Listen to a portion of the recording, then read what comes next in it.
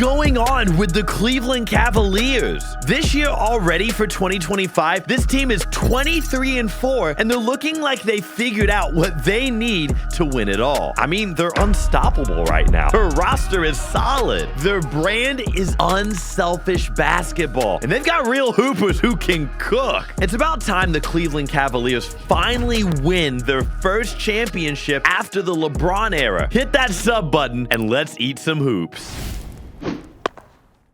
How did this 23-4 team come to be? It's not often that the GMs and overall front office get praise for putting good teams out on the floor. Most times we hear about guys who are doing a terrible job, like when Rob Pelinka got a ton of heat for the woeful Lakers basketball team. They asked King James to carry water with, anyway, Dan Gilbert. The owner of the Cavs and his team all deserve a ton of credit. They not only made a great roster, but they're figuring out how to get these guys to play for each other. We all heard the talks about Darius wanting to be the lone wolf without Donovan, but look at him now, leading the pack together like Butch Cassidy and the Sundance Kid. My older folks, you know. But before the Cavs, let's talk about two other GMs, Danny Ainge from the Jazz and Sean Marks from the Brooklyn Nets. Because these two dudes worked tirelessly with Gansey to help put this monster of a team together. The Jazz and the Nets front office must have been together burning some Snoop Dogg candles in order to trade Donovan Mitchell, Jarrett Allen, and Caris Levert, all for basically just Lauri Markkanen. Y'all remember that little team down in Brooklyn who had Kyrie Irving and KD? Yeah, when they chopped the guts out to get James Harden, I was the one who was gutted. That James Harden failed saga formed the building blocks for today's Cavs roster. They say hindsight is 20/20, but you don't need hindsight to see that that trade was a mess from the jump. I mean, the Nets had scorers like KD, Kyrie, Dinwiddie, Levert, and Joe Harris, and even good bigs like DeAndre Jordan and Jarrett Allen. They gave away all their youthful hunger to make two guys happy. You kidding me? Good thing one man's loss is another man's gain. The Cavs have taken those pieces and are doing great, building to the future.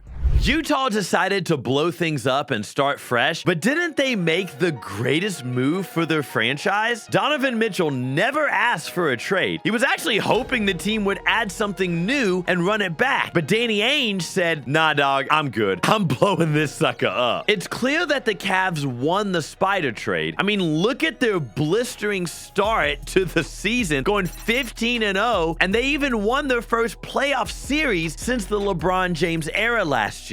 Cavs fans got away with murder on both those trades. The Cleveland front office knew that they needed to build a quality team around the core, and they definitely have, because what the Cavs have done is add valuable shooters like Sam Merrill, Max Strus, and George Niang to the roster. These guys are legit ballers that can do more than just shoot, but they are the snipers Spider needs out there to keep defenders honest. Speaking about George Niang, I have a burning question, man. How the heck did that dude get away with being in the NBA with a dad bod? Like, really, my man is unk out here killing them with threes at the park. His ability to shoot that thing from deep is one of the main reasons why this Cavs offense is so dangerous. So why are these guys so difficult to beat? Well, with the exception of the Hawks, who seem to have circled all their Cavs games on their locker room calendar, this team has shooters. They've got at least 4 other guys outside of Donovan Mitchell, who makes 5 who can stroke it from beyond the 3. And Spider, that man is a scoring machine. You don't even understand how underrated he is. Imagine having your best statistical season and then getting traded right after. I've heard people say he's too small to lead a team to the championship. But come on, man. It's not the size of the dog, am I right? The next thing the Cavs are using to crush teams, size. These big dudes in the paint, Donovan may not be the tallest guy on the floor, but he has 2 absolute